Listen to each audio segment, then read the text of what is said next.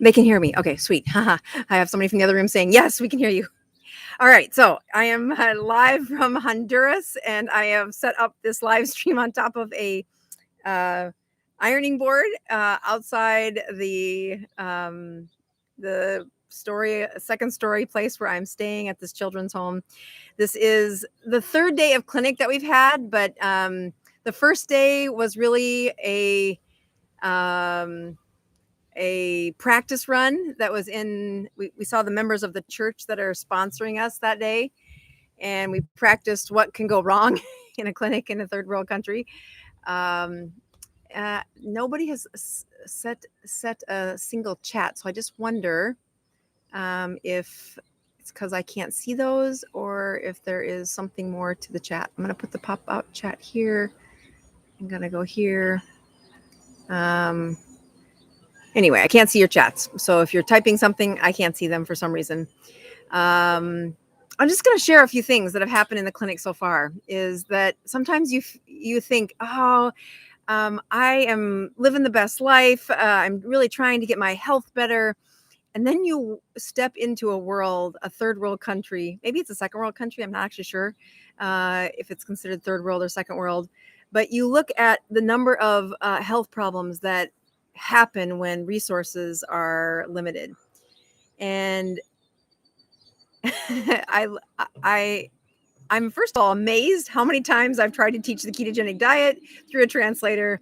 I think they're going to be experts on the ketogenic diet by the time this is over, because the number of problems that show up in a clinic in a third world country are because of their nutrition, that I just expected them. I mean, it's been a few years since I've been able to see patients outside the United States. And I remember infections being an issue, but I forgot how many of the problems are chronic diseases, chronic illnesses that, maybe they're at the beginning stages of. They're 40 years old. They have an ulcer on their foot. They're fasting blood sugar, and it's fasting because they haven't eaten in 5 hours, but their fasting blood sugar is still 140, and it's been 5 hours since they've eaten. And there's a yeast infection between their toes and in the folds under their arms. And you say, yeah, as much as that third world problem, you would think is so different than what I would see in the United States, I'm shocked at how many people show up to that clinic and they're asking for help with problems that are completely related to their nutrition. And I have a 16-year-old and a 19-year-old, but mostly a 16-year-old that is interpreting for me. And you ask them, well, what did you have for breakfast? And they had American food. They had cereal with milk. They have tortillas with everything. Like, when's the last time you had eggs with some meat? And it must be a rarity, because that was not one time did that answer. Well, if it came that we put the egg and meat, a little bit of flavor on the tortilla, and that's how we eat. That as you look at some of the updates that I was not just like sorting through as you see them, but the first time you see a young family and the mother is 20, in her late 20s, and there's 3 kids under her care. And then you say, are you married? And, there's no esposo, there's no spouse. And you say, wow, this young mom with 3 kids, trying to, keep them dewormed and keep them nourished, and the struggles that her life will have, because those 3 kids are dependent not only on the mother to try and do her best, who's struggling with chronic health problems at the age of 28. She's put on weight. She can't seem to get the weight to go away. Her menstruations hurt more than they used to. She has headaches that come and they're getting worse every month. And those types of problems are certainly found in America, certainly found in the United States. But what becomes obvious is if she doesn't change the way she eats, she's going to look just like the patients that I would see in an internal medicine clinic. And, you know, she'll be there in probably 10 years, where it might take Americans 20 years. So Americans will see me with these chronic health problems in their 40s and 50s, and she's going to be there in her late 30s if that course doesn't correct. And then you look at that small community and say, what's the hope that she has to course correct? And it's the church in her community, who, you know, helped us have a place to stay where we can serve this community. But also, when you look at the amount of resources we have in America, we have a safety net of Medicare, Medicaid, health subsidies that, you know, deliver vaccinations and basic foods. But in her community, it is completely dependent that her church allows for that to happen. So I was reminded of that. I mean, you look at, you know, go back 100 years, and how did communities survive? They survived because somebody was a leader in their community that knew that a family that is not related is called a family of the church. And when you look at the teenagers and the young mothers and the widows, I met a couple of those, are looking for that community outside their home. It is called the local church. And, you know, as many of you know, I'm new to Florida, and I have, you know, joined a church that's close to where I live. And it just seems like that's normal. That's what you would do. But as you journey through the first 2 days of a clinic, you can see that it is a lifeline, that they are introduced to people who have who can help support them. Now, I talked to several moms today that had been doing really well. They had coverage for the insurance. They don't call it that. They called it something else. They had resources for food, and their job stopped when the hurricane came through in Honduras, which was in I think the summer of 2021. They said COVID took away, closed down the communities, and then 2 hurricanes came within a year of COVID, and that just wiped out their resources. The airport flooded, their community crashed, and you say, well, how did you survive? How did you get through this? And they all can point to a beacon that they met in the church to help them, you know, cope emotionally, get food, and to be brought into a clinic where they were able to get medications.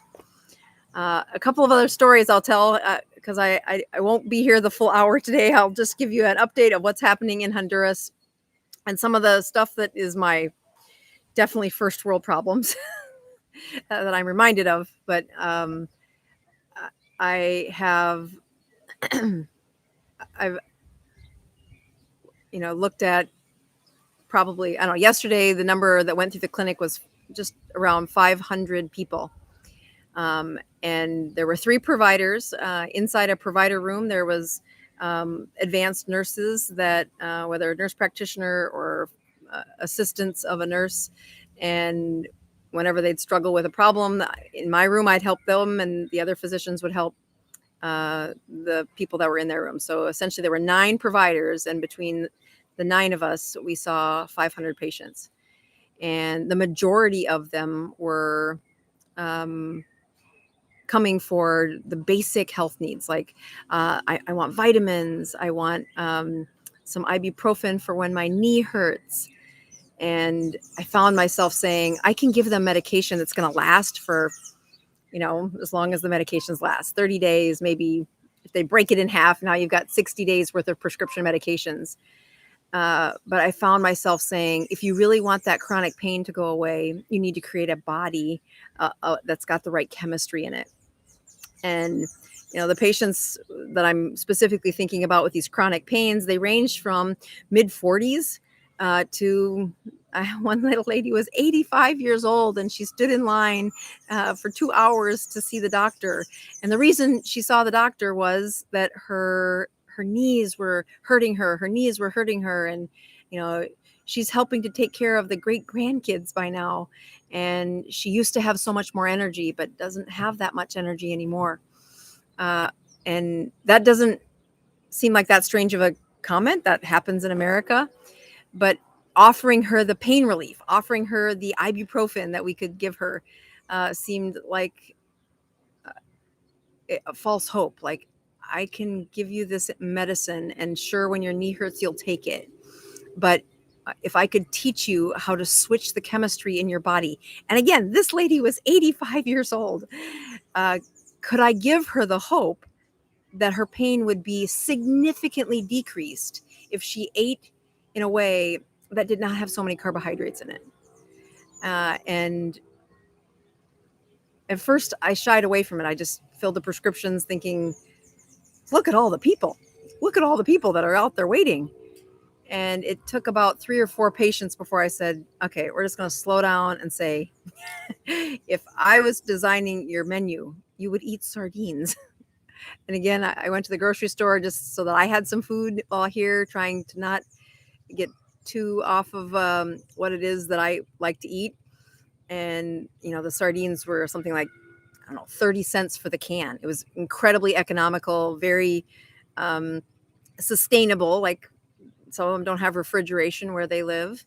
And to take home meat is, you need electricity.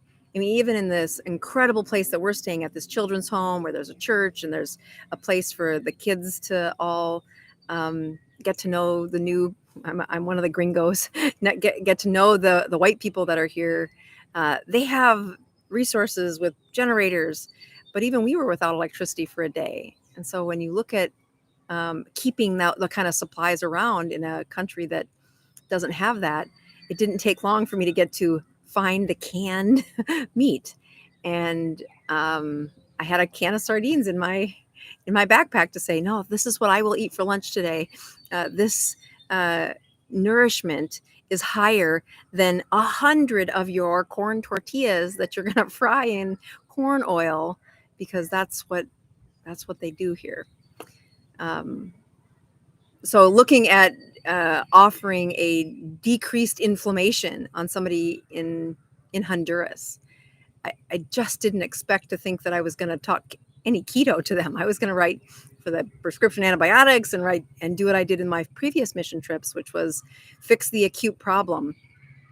And I couldn't stop there. I had to say, no. Let me show you a very easy trick that helps to sort how can I change the chemistry inside your body to reduce the inflammation.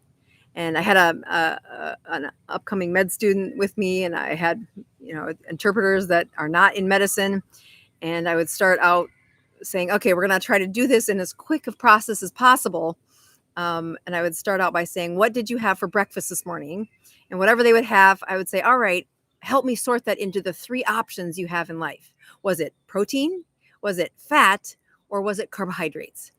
And then just watching, the upcoming med student sort going, oh, right, that's all carbs. And they would start with, well, I have some vegetables, I have some fruit. I mean, they're talking to the doctor in the white coat, thinking I got to tell her that I did the right things. It was low fat. And then I start to say, but, you have anemia. One of the physical exam findings that we can do to look for anemia only shows up when they have severe anemia. And that is, we look at the inside of their eye. I'm going to see if I can show you the inside of my eye really quick by getting it way up to that. So you see how the inside of that eye is nice and pink right there? And so I took pictures of the different eyes today from several of the elder patients that they're incredibly malnourished. They have yeast infections under their breast. They have yeast infection between their toes. Their staple is corn that's fried somehow. And they're here because they're about out of their diabetes medication. And despite not having food for several hours, they're their sugars were 140. One guy's was 300. And he's like, oh, that's pretty good today. And as I asked this upcoming med student, well, go to their breakfast from this morning and let's find which one was carbohydrates, which one was fat, and which one was protein. And, even the med student would struggle saying, well, aren't we going to teach them about the low fat, high fiber? Like, look around. How would you do that? That's not sustainable here. And this person has diabetes with a blood sugar that is already deteriorating their heart, their brain, and their energy. And if they want to have a chance of sustaining a shifted chemistry set in a third world country, it comes with teaching them that an egg, that white part is protein, the yellow part is fat. No, you cannot add the corn chips. No, the corn flakes, just because it has the word corn in it and it doesn't have the sugar on the outside of the cereal, didn't make it any healthier. When they start saying, well, can I have the banana? We take plantains and we fry them. I'm like, no, once again, those are carbohydrates. And I'm happy to say that by the end of the day, everybody in my room understood, okay, here are the foods that you are allowed to eat if you want to switch the chemistry. And they include huevos. You can have eggs, but you can have any of the meats that are out there, including canned fish. Sardines were definitely top of the list. Again, they're sustainable. They're the right price, and they can find them at all the local grocery stores. But there's also plenty of chicken here. There was plenty of resources for pigs and for beef, and goat was another thing that I don't necessarily like, but definitely they think it's great. So yes, have that. And without really changing their what access they have, like really uprooting what they've been eating, that improvement over the last 5 years of teaching the ketogenic diet, I have the highest amount of confidence that if they could leave those carbohydrates behind and focus on eating that highest nourishment in their food, and the cost of their food to be dramatically decreased, we can reverse their anemia because now they're having a higher nutrients. We can decrease their inflammation and everything from the high blood pressure, which wasn't dramatically high, but you've got like 170s over 95 or 165 over 90. And when your blood sugar is not 140 anymore, that blood pressure comes down, their energy goes up, their brain functions better. And that's all possible in Honduras. And they had the exact same excuses that people here in America have. When I talk to people in the local support group, they're like, it's so hard to keto alone. It's so hard to begin. I'm like, yeah, it is. But the only way you get to teach that next generation, or the only way you're going to attract your parents or your spouse, is to improve the chemistry set within you, have that energy improve within you, and be a beacon for somebody to copy that behavior. So, I came here with the expectations that this wouldn't be anything to do with keto. And I think it lasted all of about 20 minutes in the first clinic. I'm just here to say I am thankful for the education of really studying the ketogenic diet. I don't think I would have the confidence to recommend this way of eating in such a setting had it not been for the 4 or 5 years now I've been teaching this. I would have gone back to what I probably did the last time I was in a third world country, Haiti or the Philippines, and said, here, do what everybody else is doing around you, instead of disrupting things a little, saying, no, eat mostly meat, eat meat in high fat. And that's step one to getting rid of the chronic diseases that are headed your way. There's something else I was going to talk about, but I can't remember what that was. The biggest one is the parallels of the same excuses I get in America. They're the same chronic diseases that I see in America. I'm just seeing them at a lot younger ages. and hopefully a little bit of education and an outline of a sustainable menu is something we can see the next time I come back, that there is a little bit, there are at least a few people that stuck to it and really did reverse their health problems. I'm here at a children's home where their ministry is to reach out to kids and to teach kids. And as I sit down, they're called house parents. And the house, so there's two couples that are running these two houses filled with orphans from Honduras. And the one couple, he has diabetes, and I checked his sugar. It was 230. The other household, they don't have diabetes, but he is the same shape as the guy who does have diabetes. I checked his blood sugar, and it also was not healthy. So by teaching them as they look at the kids they're teaching, if we can improve their health, and they can be the teacher for those kids around them, teach the other people at the church to say, here's a different option. And it's like I'm speaking a foreign language, this is a foreign language on top of a foreign language that I'm saying, no, I don't want you eating tortillas. No, you can't have Coca-Cola at every meal. No, your fruit isn't any better, even though it's not overly bioengineered here. It's not any better than the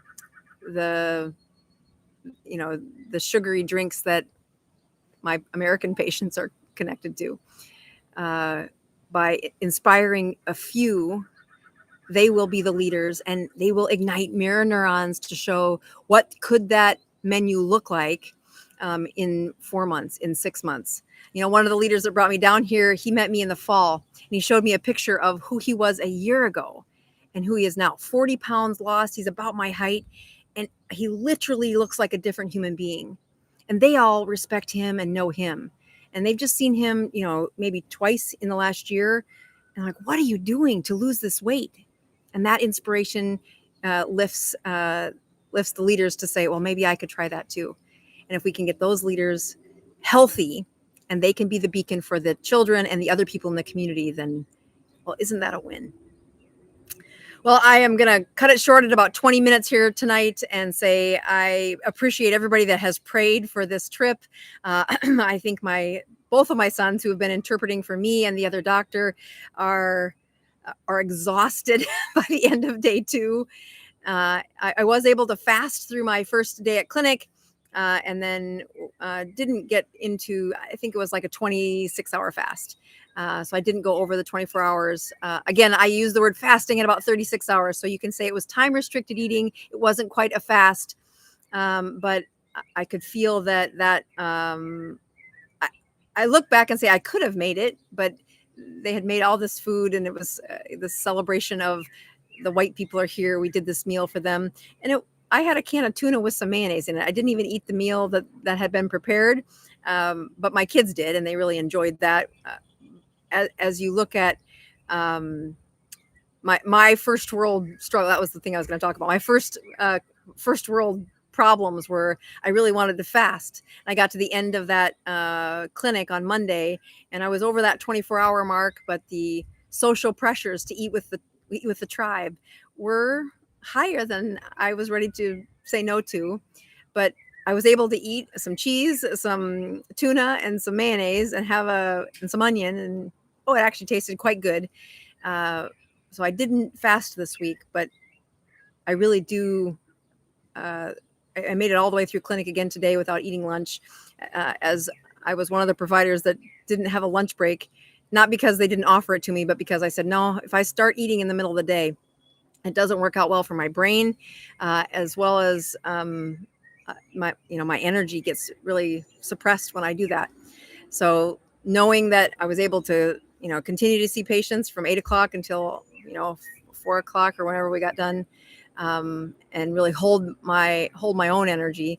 The only thing I did to help like improve my performance was I had some ketones along. I definitely drank those at about noon, not only to suppress my appetite a little bit, but just to kind of increase that brain power and that focus and cognition. And boy, I did feel better within about 15 minutes and made it through the rest of the afternoon.